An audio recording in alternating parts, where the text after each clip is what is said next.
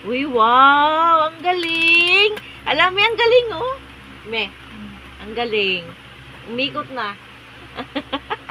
Me, pwede mo na dalhin dito sa kalsada, me. Tingnan. Mag-assemble. Yung sira na maliit na electric fan, kanyang isinimbol. Ayan, oh, sa batteryng maliit. Oh, gumana. Bakit kanina hindi gumagana? Sinira niya para gumana.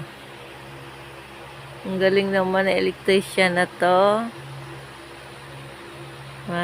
Ang galing. Pinagtahod-tahod lang. Ang galing. Saan mo yan natutunan? Saan?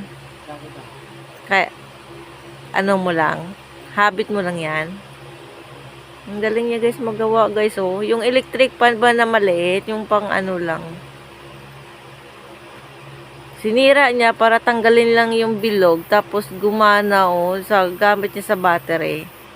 Ano yan to? Yang hawak mo. Oh. Magana siya, oh. Ang galing naman. Ang galing. Ay, kanino battery yan? Kasama niya to. Kasama niya dyan sa ano?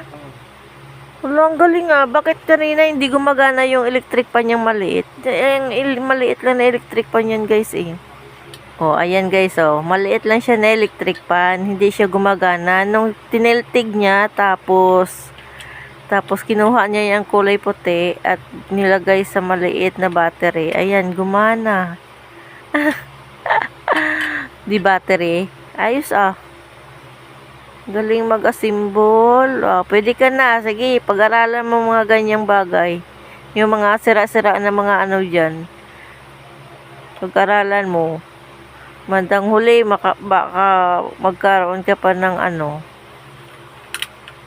Habit mo. O yung isang electrician. Ang galing ah. Try mo nga ipasok dyan sa loob. Dito ko lang yun. Lalagay. Sa labas lang. Bibili ako ano. Ididikit niya. Diyan lang daw niya ilalagay sa labas. Tapos bibili daw siya ng stick glue. Lalagyan daw niya ng ilis eh. Ano yan to? Sticker. Lalagay niya sticker. Tingnan natin kung paano niya gawin yung sticker.